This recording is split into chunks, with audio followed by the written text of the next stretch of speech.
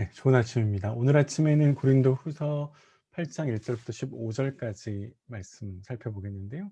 바울이 이제 세 번째 변론을 시작했고 그 세 번째 변론이 헌금에 관한 것인데 거기에 첫 번째 말씀을 오늘 함께 살펴보겠습니다.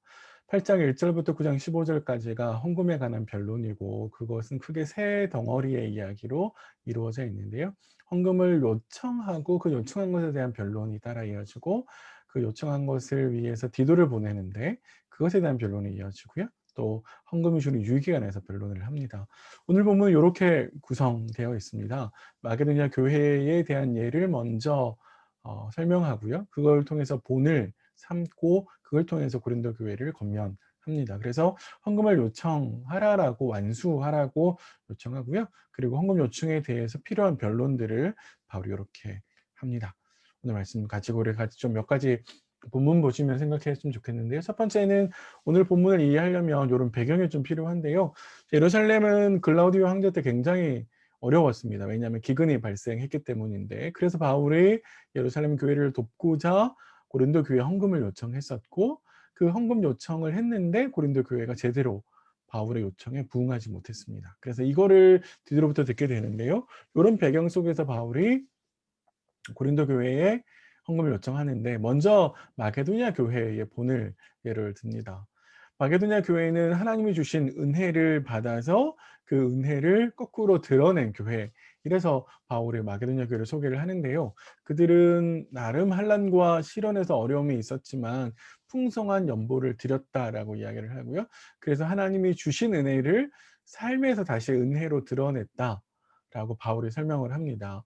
어떻게 그게 한 거냐라고 했을 때 구체적으로 마게도냐 교회가 예루살렘 교회를 돕는 일에 헌금을 했는데요.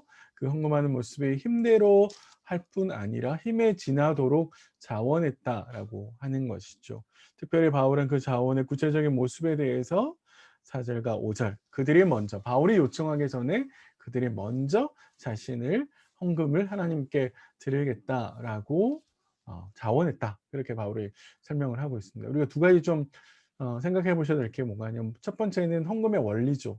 바울이 헌금의 원리를 설명할 때 철저하게 자원하는 마음이 필요하다라고 설명하는 것 하나 있고요. 두 번째는 하나님이 주신 은혜는 우리 안에서 소진되어서 멈춰 사라지는 것이 아니라 하나님이 우리에게 주신 은혜는 우리의 삶 속에서 구체적인 선행으로 드러나야 된다. 라고 하는 것을 바울이 우리에게 생각하게 하는 것이죠. 자, 그걸 그대로 우리 생각하고 실천할 것들을 좀 가지고 보시면 자원, 힘에 지나도록 헌금하는 마게도냐 교회에 보는 하나님의 은혜가 선한 행실로 드러난다라고 하는 것을 우리에게 생각하게 하는 것이죠. 우리가 하나님의 은혜입니다. 은혜를 받았습니다라고 늘 말을 하는데 그 받은 은혜가 내 삶 속에서 구체적으로 드러나지 못한다면 우리는 사실 은혜를 헛되이 받는 것하고 다르지 않는 거죠. 특별히 다른 이들을 배려하고 돕는 모습에서, 그래서 선행하는 모습에서 하나님의 은혜가 내 삶 속에 어떻게 드러나고 있는지 한번 생각해 보시면 좋겠다 생각이 들고요. 두 번째는 헌금하는 원리에 대해서 한번 좀 생각해 보시면 좋겠는데, 교회가 성도들에게 헌금을 강요하는 것도 옳지 않고요. 반대로 누군가에게 강요하는 것도 옳지 않습니다. 성김의 모습에 어울리지 않는 거죠. 철저하게 헌금은 자원하는 마음으로 가야 됩니다. 그래서 공동체를 섬기는 나의 모습에 대해서 한번 점검해 보시면 좋겠는데, 꼭 그것이 헌금에만 국한하지 마시고 내가 공동체를 기쁜 마음으로 또 자원하는 마음으로 섬기고 있을까? 이런 거에 대해서 한번 쭉 생각해 보시면 좋겠습니다. 자원이라고 했으니까 이걸 역이용해서 자원하지 않으면 되는 거지라고 해서 섬기지 않는 모습을 역이용하는 것은 또 옳지 않습니다. 예. 바울이 마게도냐 교회의 본을 들어서 고린도 교회에게 헌금 요청을 이야기하고 있는데요. 그 요청하는 방향을 크게 두 가지로 있는데, 하나는 디도를 향해서 권면하고요. 또 다른 하나는 고린도 교회를 향해서 권면을 합니다. 왜냐하면 디도는 이 헌금을 모금하는 일을 처음 시작한 사람이거든요. 그래서 바울이 네가 시작한 일이니까 마무리를 지어라라고 디도를 고린도에 다시 보내고요. 고린도 교회는 사실 하나님께 받은 은사가 풍부한데 그 은사뿐만 아니라 다른 사람들을 돕는 일에도 풍성하게, 그러니까 우리가 앞에 살펴보았듯이 마게도냐가 그랬던 것처럼 하나님의 주신 은혜가 성도들을 섬기는 일에도 풍성하게 드러나야 된다라고 바울이 요청하고 있는 것이죠. 자, 요렇게 바울이 헌금을 해 주십시오라고 요청했을 때 생길 수 있는 여러 가지 오해들이 요렇게 있습니다.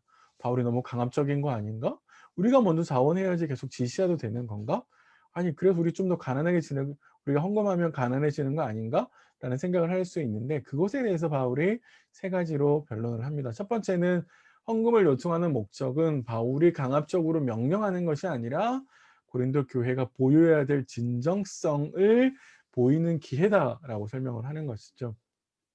특별히 고린도 교회가 진짜 진심으로 사랑하는 마음이 있다면 헌금 요청을 했을 때 도와야 된다라고 하는 것이 바울의 생각이고, 그걸 위해서 특별히 그리스도께서 자신을 자발적으로 가난해지셔서 고린도 교회를 풍성하게 만든 것처럼 고린도 교회도 스스로 자발적으로 자신의 것을 나눌 수 있어야 된다.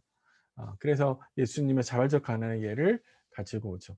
자, 두 번째는요. 바울이 너무 우리에게 지시하는 거 아닌가? 자원이라고 그러면서 라고 오해할 수 있는데, 바울은 이거 사실 내가 너희한테 요청한 게 아니라 너희가 먼저 나한테 하겠다라고 한 일 아니냐라고 바울이 이야기를 합니다. 그러니까 헌금을 요청하는 동기는 너희가 시작한 일이니까 마무리를 지으라, 그런 의미에서 요청한다는 거죠. 이런 두 가지 점 한번 생각해 다시 해볼까요? 기근으로 매우 힘든 상황 가운데 놓여있는 예루살렘 교회가 있었는데, 마게도냐 교회와 고린도 교회는 사실 이걸 도우면서 그들이 가지고 있는 사랑이 진실함을 증명하는 계기가 될 수 있죠. 진짜 내가 하나님의 은혜를 받고 내가 그리스도인이고 그렇다면 내 안에 그들을 도울 수 있는 사랑이 있어야죠. 우리 주변에 특별히 어렵고 힘든 상황이잖아요.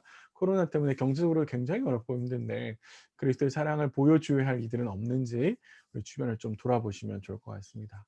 네 번째는 선한 동기로 시작했다가 우리 예루살렘 교회가 그랬는데 딱 멈추어진 일이죠. 여러 가지 이유와 핑계와 또 사실은 선한 동기로 시작했지만 어떤 일을 끝까지 마무리 짓는 건 힘들고 어렵지 않아요. 그래서 힘들고 어려워서 멈춘 일은 없을까 한번 생각해 보시면 좋겠습니다. 그래서 다시 시작함으로 마무리를 지어야 되는 일 없는지 한번 생각해 보시고요. 자, 헌금이 불러오시는 불필요한 오해 세 번째는 우리가 더 가난해지는 거 아닌가라고 이야기할 수 있는데요. 바울은 헌금을 통해서 여러분들을 가난하게 만드는 것이 아니라 어렵고 힘든 예루살렘 교회와 함께 균등하게 하기 위해서 헌금을 요청하는 거다. 그게 헌금의 효과다라고 이제 이야기합니다. 그래서 바울이 여러분들이 일방적으로 가난하게 만드는 것이 아닙니다라고 이제 설명을 하는 것이죠. 이것이 균등의 원리인데, 바울은 특별히 출애굽기 16장 18절의 말씀, 광야에서 하나님께서 만나와 메추라기를 주셨는데 많이 거둔 자도 남지 않고 적게 거둔 자도 모자라지 않았다. 그래서 모두가 균등하게 잘 어, 양식을 공급받았다.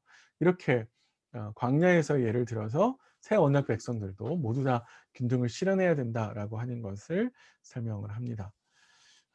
이것도 우리에게 가져오면 사실 공동체 안에서 우리가 도와야 될 사람들이 있죠. 공동체 전체가 균등할 원리가 있어야 되는데, 그래서 특별히 하나님께 하는 내 헌금이 일방적으로 내 상황만을 생각하고 공동체의 상황, 다른 사람들의 상황들을 헤아리지 못하는 거 아닌가.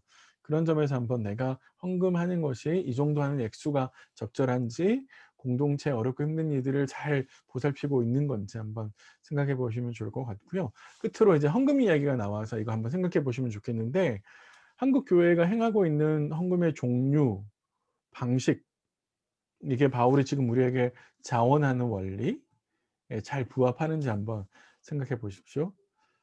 바구니를 돌리고 봉투에 기명하는 것, 또 각종 명목으로 헌금 봉투를 만드는 것은 바울이 지금 우리에게 요구하고 있는 이런 자원의 원리와 부딪히는 건 아닌지, 부딪힌다면 어디가 부딪히는 건지, 그러면 또 어떻게 해야 되는 건지, 그리고 현실적으로 어려운 문제들이 생길 수 있죠. 연말정산 하는데 이름이 없으면 안 되잖아요.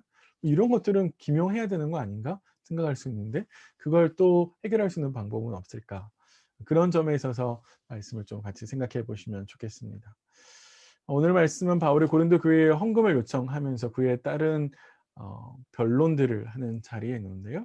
우리에게는 크게 두 가지 좀 명확하게 기억했으면 좋겠습니다. 하나님이 주신 은혜는 내 안에서 어떻게 해요?